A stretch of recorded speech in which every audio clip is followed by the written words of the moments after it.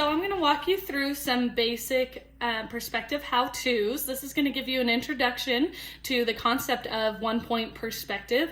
It's one of our main requirements that you learn in Art 1. So I'm going to try to break this down pretty simply for you to start to understand the concept, but I must warn you, perspective can be really complicated, and some students just really struggle with it. They have a hard time understanding it, so I promise you, if you take time to do the practices, to watch the videos, and draw along with me, then you will be just fine. You're going to understand perspective by the end. Now, what you need is a pencil and an eraser. You need a ruler. If you don't have a ruler, you can look around your house for any straight edge. So like a magazine would work, an edge of a box would work, just something to help you draw straight lines, and then of course a piece of paper. So in perspective, we always start with what's called the horizon line. So the horizon line is a landscape art term. It is the line that divides the sky from the land. So what we're going to do is put our horizon line in the middle. Now the horizon line is not always in the middle, but for our practices, we're going to keep it there. Next thing we're going to draw is called the vanishing point. I'm going to write that off to the side because that is an important term that you need to know. Vanishing point. So that is the point on the horizon line that things disappear to. So you're going to draw a little dot on your horizon line. Now, again, like the horizon line can be moved up or down, the vanishing point can be anywhere on the horizon line. For our practices though, we're going to keep it in the middle. So first step when you're drawing something in perspective is to draw the side that you see, the flat side that's facing you. So for example, if we wanted to draw a cube in perspective, the flat side that's facing us is a square. So go to your upper left corner of your paper and draw a square as evenly and best that you can, and try not to make it crooked like I drew mine. That's okay. So the next step, we've drawn our square. This is also called front construction line. So let's add that to our vocab. Front construction lines.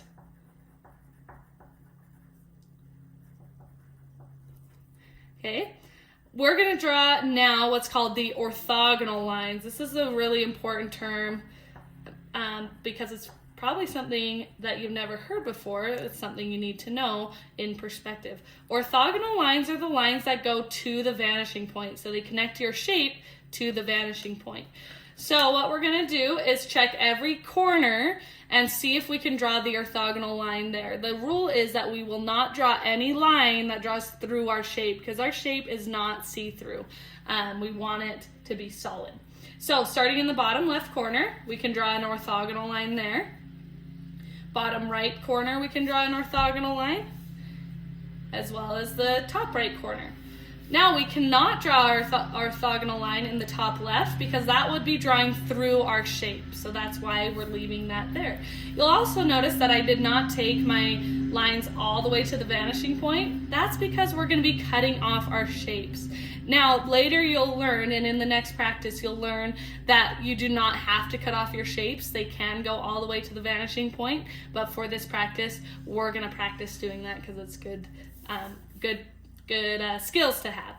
So, line up your ruler to the front construction line, and then you're going to lightly or carefully drag your ruler back, and notice I'm trying not to bend my ruler at all. I want it to be parallel to the front construction line. Oops. And now what we're drawing is the back construction line. So that line, the back construction line, is parallel to the front one. Same thing with this side. Line up the ruler, drag it back, try not to let the ruler tilt. And that's the back construction line for there. Now if we erase our extra lines here, and you can see why I didn't go all the way to the vanishing point, we can see we have a floating cube in perspective. So let's add back construction lines to our vocab. Construction lines. And those are really the 4 terms you need in addition to horizon line, but you probably have heard horizon line before. So I'm going to continue walking you through a few more practices. If at any point I'm moving too fast, remember, pause the video, rewatch things. Make sure you're taking the time to understand perspective. It does take practice. We're going to draw a cube now on the horizon line. We're going to see what happens when shapes move down and they're at our eye level. So we're going to draw it off to the side here, so we're still on the left. Draw a cube the best you can and make sure that cube is crossing the horizon line. So like we would erase this part of the horizon line because it's in the middle of our shape, so we wouldn't see that. Next, line up your ruler. So if we check the bottom left this time, we cannot draw a line there because it would draw through our shape. Same with the top left, but we can draw the bottom right and we can draw the top right like that.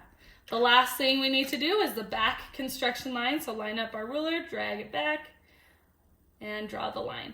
Now, where you draw yours back, so like I didn't talk about this in the first shape, but how far you make it is really up to you. It's something that you practice and you decide what looks right and what doesn't. So for now, just kind of stick with about the size I'm doing, and then later on you can mess with that on your own. So there we go, we have our cube in perspective. So some things to point out. When things are above the horizon line, we'll see the bottom of them because they're floating up above us. When things are on the horizon line, we don't see the bottom and we don't see the top. So that makes you guess, okay, our next cube is going to be down here. Start thinking, what sides are we going to see based on what you've seen so far? What sides of the cube are we going to see? So same thing, we're going to start with a square in the bottom left here. Check our corners. So our bottom left corner we will not draw because that will draw through our cube, but we can draw the bottom right, we can draw the top right, and we can draw the top left this time. Okay, then we have our back construction lines, so we have to make sure they are parallel to the front. So don't let your ruler tilt at all. Line it up, drag it back, don't let it tilt, and connect it there. Awesome. Then we erase our extra edges. Now, were you correct? We see the front of our shape and we see the top now because it's below the horizon line. We can see the top of the shape. Knowing those little tricks will help you look at your project and check, okay, was I right? Do I need to fix anything? My shape is above the horizon line. Can I see the bottom of my shape? Things like that. Just little tricks kind of help you. Okay, now we're going to draw some shapes that are a little bit trickier. They have different angles, so we're going to do a couple of triangles. You need to know what to do when your shape is not perfectly straight up and down or horizontal. So in the upper left this time, or sorry, upper right this time, you're going to draw a triangle. Make sure you draw it as evenly as you can and similar to mine as you can. Then we're going to check every corner again. So the top corner we can draw to the vanishing point. We can draw the bottom left, and we can draw the bottom right. And remember, if I'm ever moving too fast, pause the video, rewatch things, make sure you're understanding these things as we go on. All right, so we have our orthogonal lines drawn. Now we need to do our back construction lines. This bottom one is easy. It's like our cubes. We're just gonna line up our ruler horizontally because our bottom was horizontal. Now this is where it gets tricky, and this is where a lot of mistakes happen.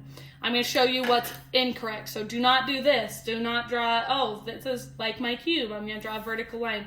No, because that line right there is not parallel to that line right there. So that would be incorrect. Make sure you're still following that rule. Back construction lines are always parallel to the front construction lines. So line up your ruler to that front construction line. Drag it back, and then draw that line. So you can see it's pretty thin. We only see a very small part of that side, but that is it for our triangle. Let's draw another one, this time on the horizon line, so you can see how it changes. So make sure you have a equilateral triangle on the horizon line. Start checking your corners. I'm going to check the bottom left. I can draw that. I cannot draw the bottom right, but I can draw the top left, okay? Now, we are making our back construction lines parallel to the front. So line it up there, drag it back. And then we erase our extra lines and erase our horizon line that's on the inside of our shape. And then we have another triangle in perspective. The last one we're gonna do is on the bottom right, another triangle, because I gotta point out where the angles of the triangle are still gonna kind of mess with you a little bit. So bottom left, okay, not the bottom right, but top corner we can. Line up your ruler, make sure the back construction line is parallel to the front, and that's it. So you might have thought, oh, down here we should see 3 sides like we can see with the cube. We can see 3 sides. Here we saw 3 sides. But because of the angle of our triangle, that's all we're gonna see. We're just gonna see the left side and then the front of it.